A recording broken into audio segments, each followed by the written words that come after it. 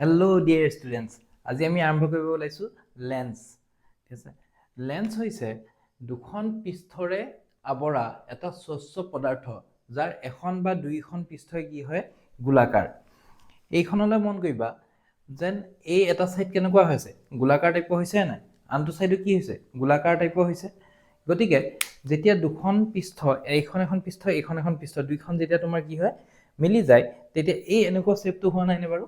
ঠিক আছে, আৰু যদি আমি দুইখন এনেকৈ দিওঁ এখন এনেকৈ বেকা হৈছে আনখন এনেকৈ বেকা হৈছে, গতিকে সেইখন মিলি পেলাইও এনেধৰণে এখন লেন্স বনিব পাৰে। গতিকে এই লেন্সখনৰ নাম কি দিছে, দুখন পৃষ্ঠৰে যে বনিছে ডি অৱতল লেন্স, আৰু ইয়াতো দুখন পৃষ্ঠৰে বনিছে, ইয়াত এনেধৰণে বনিছে কেৱল। গতিকে সেইটো কি হৈছে তোমাৰ ডি উত্তল লেন্স। গতিকে ডি উত্তল লেন্সক আমি সহজ ভাষাত উত্তল লেন্স বুলিও ক'ব পাৰিম।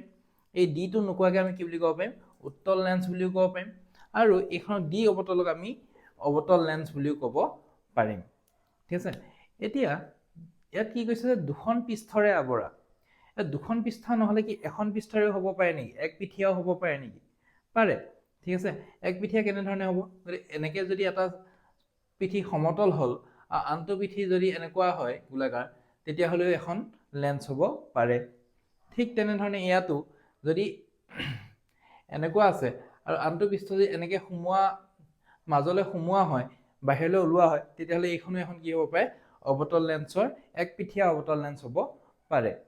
ঠিক আছে, গতিকে এইখনক আমি কি বুলি ক'লো ডি উত্তল লেন্স বা উত্তল লেন্স, আৰু এইখনক ইংলিছত কোৱা হয় তোমাৰ ডাবল কনভেক্স লেন্স। কি বুলি কোৱা হয়, ডাবল কনভেক্স লেন্স। আৰু এইখনক কোৱা হয় প্লেনো কনভেক্স লেন্স, কিন্তু এটা ছাইড প্লেন আনটো ছাইড কনভেক্স নহয়। আৰু এইখনক কোৱা হ'ব প্লেনো কনকেভ লেন্স, আৰু এইখনক কোৱা হ'ব ডাবল কনকেভ লেন্স। ঠিক আছে, বা ডি অৱতল লেন্স। উত্তল লেন্স আৰু অৱতল লেন্স আমি বুজিলোঁ। উত্তল লেন্স কেনেধৰণে হয়, এনেধৰণৰ। এই যে ধৰি লোৱা এইখন এখন কি লেন্স বুলি ক'ম আমি, উত্তল লেন্স। ইয়াত যদি আমি চুই চাওঁ, আশা কৰোঁ তোমালোকে লেবত বা স্কুলত চুই পাইছা, গতিকে ইয়াৰ মাজৰটো কি হয় ডাঠ হয়, কাৰ তুলনাত, কাষৰখিনিৰ তুলনাত, হয়নে।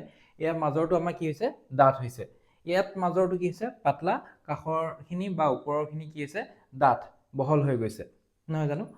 গতিকে এতিয়া যিয়ে নহওক উত্তলেই হওক বা অৱতলেই হওক, দুইটাই কি হয় এটা গোলকৰ অংশহে হয়। ইয়াত দুখন পৃষ্ঠ আছে, দুইখন পৃষ্ঠই কি হয় এটা এটা গোলকৰ অংশ। ইয়াতো দুখন পৃষ্ঠ আছে, দুইটাই কি হৈছে এটা এটা গোলকৰ অংশ। গতিকে এই যে গোলকৰ অংশ হৈছে হা, তাৰ মানে ইয়াত ভাঁজ কেন্দ্ৰ কেইটা থাকিব, ইয়াতো এটা ভাঁজ কেন্দ্ৰ থাকিব, ইয়াতো এটা ভাঁজ কেন্দ্ৰ থাকিব, থাকিব নাথাকিব বাৰু। গতিকে ইয়াত দুটা গোলক আছে, গতিকে দুটা ভাঁজ কেন্দ্ৰ হৈ গ'ল। এটা ধৰি লৈছোঁ আমি C1, আনটো কি ধৰি লৈছোঁ C2। ঠিক আছে, ইয়াতো তেনেকৈ ভাঁজ কেন্দ্ৰ থাকিব, ইয়াত এটা ভাঁজ কেন্দ্ৰ হৈ গ'ল ধৰি লোৱা, গতিকে এইটো হৈ গ'ল ধৰি লোৱা C1, আৰু ইয়াতো এটা ভাঁজ কেন্দ্ৰ হৈ গ'ল, এইটো কি হৈ গ'ল তোমাৰ C2। বুজি পালা। এই যে আমি লেন্সখন ল'লোঁ, এইখন কি লেন্স, উত্তল লেন্স। এই উত্তল লেন্সৰ যিটো মাজ অংশ হ'ব, ইয়াতেই থাকিব তোমাৰ আলোক কেন্দ্ৰ, যিটো কোৱা হয় অপ্টিকেল চেণ্টাৰ। মিৰৰৰ ক্ষেত্ৰত কি আছিলে, সেইটো আছিলে তোমাৰ মেৰু বা প'ল। গতিকে ইয়াত কি হ'ব অপ্টিকেল চেণ্টাৰ বা আলোক কেন্দ্ৰ, য'ৰ পৰা আমি জোখ মাখবোৰ ল'ম। ইয়াতো তেনেধৰণে মাজৰ যিটো অংশ হ'ব সেইটোকে কোৱা হ'ব অপ্টিকেল চেণ্টাৰ। আৰু এটা বস্তু যিটো আমি তাত মিৰৰ ক্ষেত্ৰত পঢ়িছিলোঁ, সেইটো কি আছিল গবাক্ষ বা ছিদ্ৰ, মনত আছেনে। গতিকে গবাক্ষ ছিদ্ৰ কি হয়, যিটো আমাৰ ঘূৰণীয়া ঘেৰ যিটো ল'লোঁ লেন্সখনৰ, তাৰ যিটো ব্যাস, তাৰ যিটো কি হ'ব ব্যাস, সেই বস্তুটোকে তোমাৰ কি বুলি কোৱা হ'ব তোমাৰ গবাক্ষ ছিদ্ৰ। যেতিয়া এইটো MN, এই যে আমি লেন্সখন ল'লোঁ, লেন্সখনৰ যিটো ব্যাস হ'ব সেইটোকে তোমাৰ কি বুলি কোৱা হ'ব গবাক্ষ ছিদ্ৰ বা ছিদ্ৰ MN। গবাক্ষ, কিতাপত MN বুলি থাকে, বাকী যি বুলিয়ে তুমি নেমিং কৰিব বিচাৰা তেনেকৈ কৰিব পাৰা। আৰু এইটো তোমাৰ কি হৈছে MN। ঠিক আছে, গবাক্ষ বা ছিদ্ৰ। বুজি পাইছা। চোৱা এতিয়া এই যে আমি ল'লোঁ অপ্টিকেল চেণ্টাৰ ল'লোঁ, ভাঁজ কেন্দ্ৰ ল'লোঁ হা, গবাক্ষ ছিদ্ৰ ল'লোঁ। আৰু এটা বস্তু তোমালোকে কৰিছিলানে বাৰু, আগতে মেগনিফাইং গ্লাছ লৈ পেলাই যেতিয়া সূৰ্যৰ পোহৰ লওঁ আৰু সূৰ্যৰ পোহৰত মেগনিফাইং গ্লাছ এনেধৰণে ৰাখি দিওঁ, তলত এখন পেপাৰ দিওঁ, আৰু সেই পেপাৰত তোমাৰ কি হয় মেগনিফাইং গ্লাছৰ পোহৰটো আহি পৰে, নহয়নে। তেতিয়া তাত লাহে লাহে যদি বহুত সময় ৰখাই থওঁ লাহে লাহে কি হ'ব ধৰে জুই জ্বলিব ধৰে হয়নে নহয় বাৰু ঠিক আছে গতিকে সেই যে পইণ্টটো আছিলে যিটো পইণ্টত তোমাৰ জুইখিনি জ্বলিব ধৰে বা যিখিনি পইণ্টত তোমাৰ লাইটটো ফ'কাছ হৈ আহে সেই পইণ্টটোকে ইয়াতো কি বুলি কোৱা হ'ব ফ'কাছ ফ'কেল লেন্থ বুজি পালে গতিকে ইয়াত এইপিনেও এটা ফ'কাছ থাকিব পাৰে আৰু এইপিনেও এটা কি থাকিব পাৰে ফ'কাছ থাকিব পাৰে যদি আমি ইয়াত C1 লৈছোঁ এইটো আমি কি ল'ম F1 আৰু এইটো কি ল'ম এইপিনে C2 এইটো কি যাব F2 ঠিক আছে ঠিক তেনেধৰণে আচ্ছা এইখিনিটা মন কৰিবা ইয়াত ৰেটো ক'ৰ পৰা আহিছে এনেধৰণে আহিছে ইনফিনিটিৰ পৰা আমি ধৰি লৈছোঁ আহি আছে আহি ইনফিনিটিৰ পৰা যিডাল ৰে আহি আছে আহি ইয়াত কি হৈছে এইখিনি খুন্দা খাইছে খুন্দা খাই পেলাই এনেধৰণে অভিসাৰী হৈ এই পইণ্টটোত গৈ পেলাই মিট হৈছে ফ'কাছত হয়নে গতিকে ইয়াত যিহেতু অভিসাৰিত হৈছে মানে মিলি আহিছে গতিকে উত্তল লেন্সক আমি অভিসাৰী লেন্স বুলিও কওঁ কি বুলি কওঁ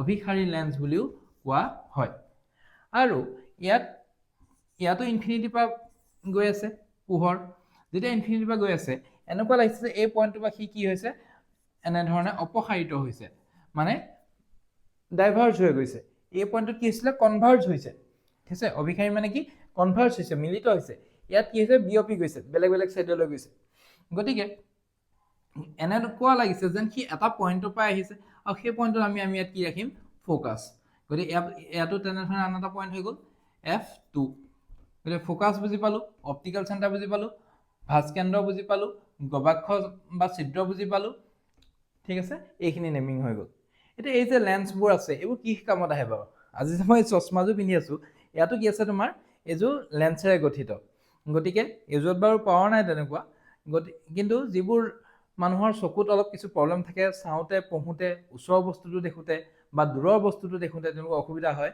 তেওঁলোকে সেই পাৱাৰ থকা চশমা ইউজ কৰিবলগীয়া হয় গতিকে পাৱাৰনো কেনেধৰণে উলিয়ায় পাৱাৰনো কি ডেফিনেশ্যন সেইবোৰো আজি আমি জানিম গতিকে ইয়াৰ পৰা আমাৰ চেপ্টাৰটো মূলতে আৰম্ভ হ'ব এতিয়া আমি প্ৰতিবিম্ব গঠনৰ নিয়মসমূহত যাম প্ৰথমে লৈছোঁ উত্তল লেন্স আৰু অৱতল দাপোন দুইটাই ক্ষেত্ৰত কেছ কেইটা হ'ব 6টা দেখিছেনে 6টা ছবি আঁকি লৈছোঁ অৱতল দাপোনৰ যিখিনি কেছ আছিল এবাৰ ৰিকেপ কৰি ল'বা যাতে বুজিবৰ কাৰণে সহজ হয় বহুত ধুনীয়াকৈ আমি এইখিনি বুজাই থৈছোঁ ঠিক আছে আৰু উত্তল যিখিনি দাপোনৰ ক্ষেত্ৰত যিখিনি হৈছিল সেইখিনি ইয়াত কি হ'ব অৱতল লেন্সৰ লগত সেইখিনিয়ে হ'ব তেনেধৰণৰ কেছ হ'ব দুটা কেছ মানে ঠিক আছে এতিয়া এই যে উত্তল লেন্স আছে এইখন এখন কি মেগনিফাইং গ্লাছ ইয়াতো কি লাগি আছে উত্তল লেন্স গতিকে উত্তল লেন্সখন যদি আমি এনেকৈ ধৰণে দিওঁ দেখিছেনে ইয়াত এটা কি হৈছে বিন্দু ফৰ্ম হৈছেনে নাই গতিকে এই যে বিন্দুটো ফৰ্ম হৈছে এইটো কি হৈছে আহি মিট হৈছে এটা জেগাত লগ হৈছে লগ হোৱাৰ বাবে ইয়াৰ যিটো মানে ইমেজ হৈছে সেইটো সৎ হ'ব নে অসৎ হ'ব বাৰু ঠিক আছে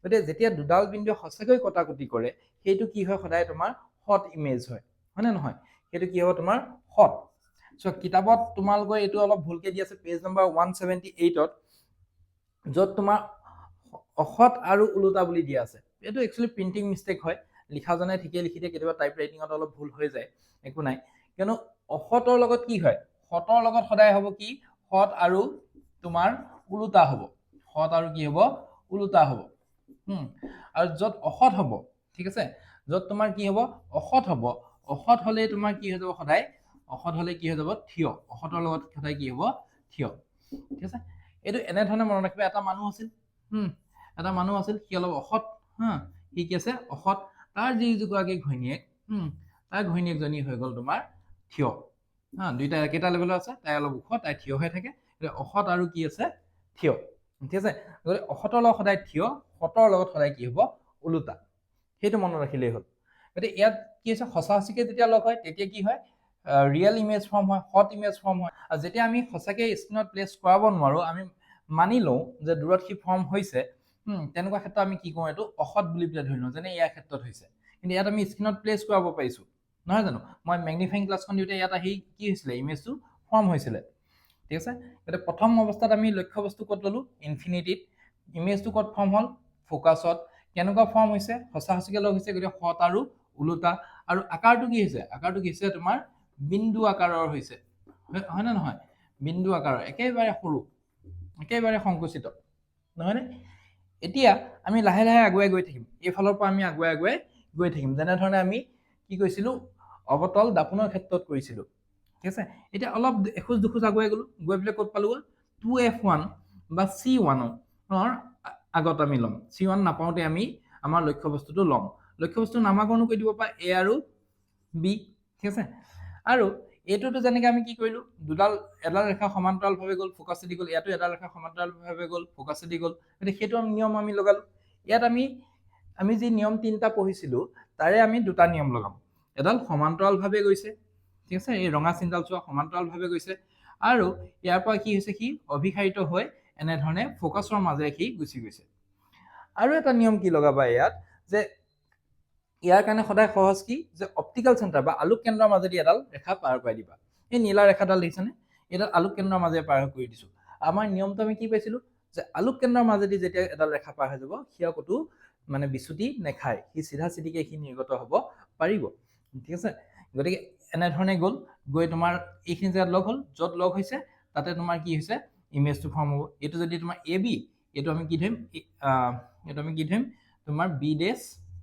আৰু A ডেছ হ'লনে গতিকে ই চোৱা ইয়াতকৈ ইয়াৰ আকাৰটো কি হৈছে সৰু হৈছে নে নাই গতিকে ইয়াৰ আকাৰটো কি হৈছে সৰু হৈছে ই অলপ সংকুচিত হৈছে আৰু হেৰিটো কি হ'ব সৎ আৰু ওলোটা ইয়াৰ ক্ষেত্ৰতো হ'ব সৎ আৰু ওলোটা যিহেতু ওলোটা হৈ গ'ল গতিকে সৎ হৈছে আৰু ইয়াৰ আকাৰটো কি হ'ব সংকুচিত হ'ব বুজি পালানে এখন টেবুলখনৰ লগত এবাৰ মিলাই চাই যাবা টেবুলখনত সেই প্ৰথম পইণ্টটো এটা ভুল আছে আৰু এটা ভুল আছে মানে আগতে আমি বেলেগ ধৰণে পঢ়িছিলোঁ এতিয়া অলপ বেলেগ ধৰণে পঢ়িম হা NCERT এইটো আপডেট কৰিছে আমাৰ সেৱা কিতাপখনত এতিয়াও নতুন প্ৰিণ্টেড হয়তো আহিলে ঠিক হ'ব পাৰে এতিয়ালৈকে হোৱা নাই মই জনাম বাৰু সেইটো চাই থাকা এক নম্বৰ ইমেজটো আমি ল'লোঁ 2 নম্বৰটো আমি ল'লোঁ ঠিক আছে 3 নম্বৰত কি কৈছে চোৱা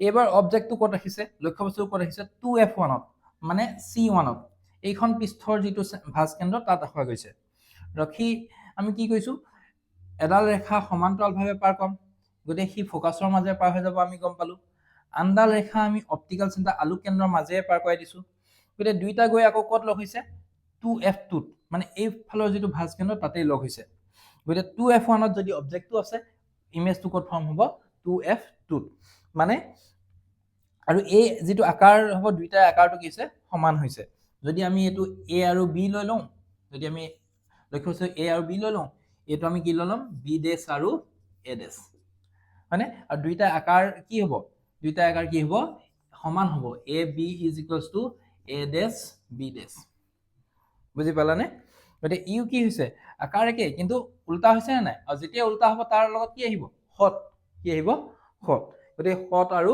ওলোটা এতিয়ালৈকে আমি তিনিটা পালোঁ তিনিটা কেছতে কি হৈছে যিটো আমাৰ প্ৰতিবিম্ব গঠন হৈছে সেইটো কি হৈছে সৎ আৰু ওলোটা হৈছে ইয়াত বিন্দু আকাৰ হৈছিল ইয়াত বিন্দুতকৈ অলপ ডাঙৰ হৈছে ইয়াত লক্ষ্যবস্তুৰ সৈতে সমান সাইজৰ হৈ গ'ল ঠিক আছে এতিয়া আমি আহিছোঁ 4 নম্বৰ কেছটোলৈ 4 নম্বৰ কেছত আমি কি কৰিম আৰু অলপ আগুৱাই যাম 2F1 আৰু F1ৰ মানে প্ৰিন্সিপাল ফ'কাছৰ মাজত আমি অবজেক্টটো প্লেচ কৰিছোঁ যেতিয়া অবজেক্টটো প্লেচ কৰিলোঁ নিয়ম আমাৰ ঠাইত একেইটাই সমান্তৰালভাৱে যাব যেতিয়া সমান্তৰালভাৱে যায় কেনেকৈ যায় ৰিপিট কৰা ঠিক আছে কেনেকৈ যায় ই এনেধৰণে ফ'কাছৰ মাজেৰে পাৰ হৈ গুচি যাব আৰু যদিহে সি অপটিকেল চেণ্টাৰৰ মাজেৰে গৈছে এইটো অপটিকেল চেণ্টাৰৰ মাজেৰে গৈছে তেতিয়াহ'লে এনেধৰণে চিধা চিধিকে গুচি যাব আৰু দুইটাকৈ ক'ত লগ হৈছে 2F2ৰ পিছত ক'ত লগ হৈছে 2F2ৰ পিছত এইটো যদি A আৰু এইটো যদি B হয় এইটো আমাৰ কি হ'ব A ডেছ আৰু B ডেছ কিন্তু এইবাৰ কি হৈছে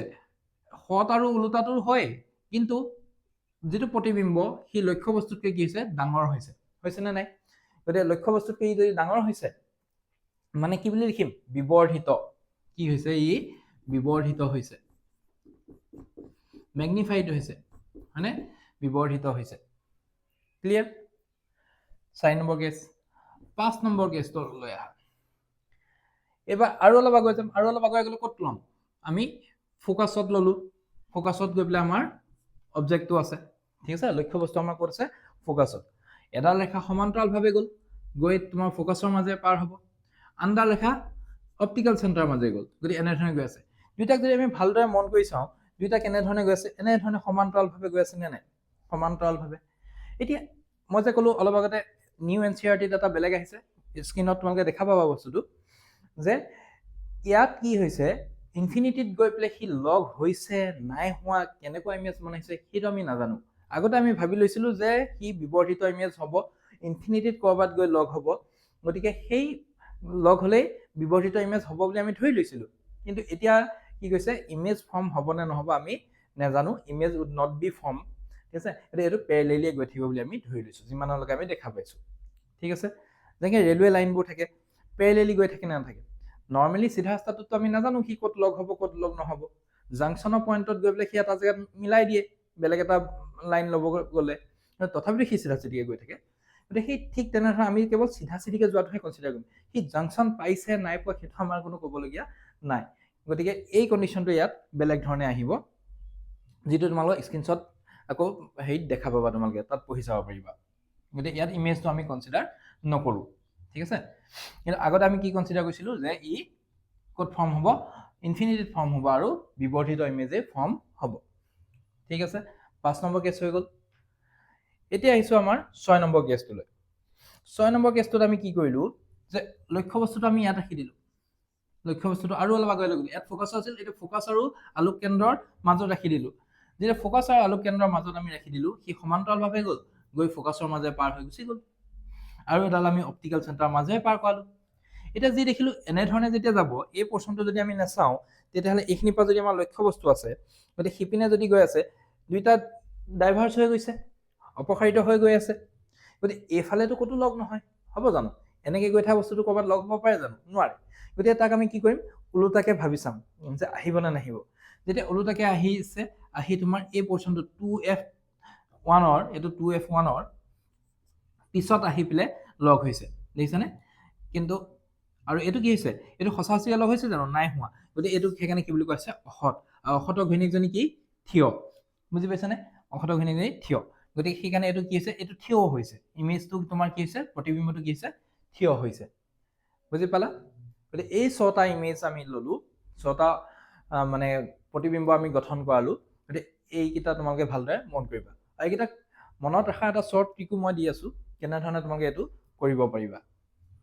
এতিয়া আমাৰ শ্বৰ্ট ট্ৰিকটো হ'ল যে কেনেধৰণে ইমেজবোৰ ফৰ্ম হয় আৰু ক'ত আমি লক্ষ্য বস্তুটো লৈছোঁ, গোটেইকেইটা আমি এটা ডায়েগ্ৰামতে আমি বনাই চাম। মনত ৰাখিবা, প্ৰথমটো আমি ক'ত লৈছিলোঁ, ইনফিনিটিত। গতিকে এইটো আমাৰ পইণ্ট হৈ গ'ল 1, ঠিক আছে। মাজত আমি ক'ত লৈছিলোঁ, 2F1 আৰু ইনফিনিটিৰ মাজত, গতিকে এইটো হৈ গ'ল আমাৰ পইণ্ট 2।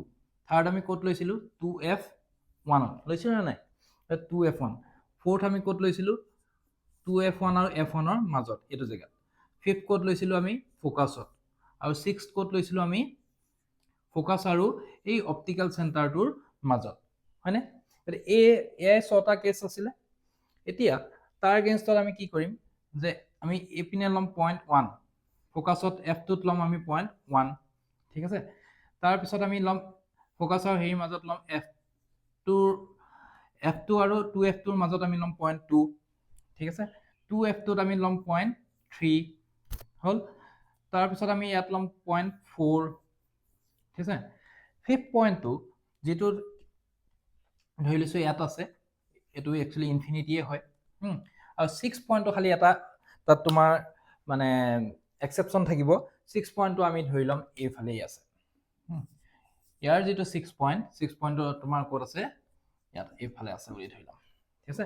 মনত ৰ'ব, কিয়নো এতিয়া মন কৰিবা, যেতিয়া ইনফিনিটিত হয় 1 আৰু 1 মিলি গ'ল, 1 আৰু 1 ইনফিনিটিত হ'লে ক'ত ফৰ্ম হ'ব, ফ'কাছত।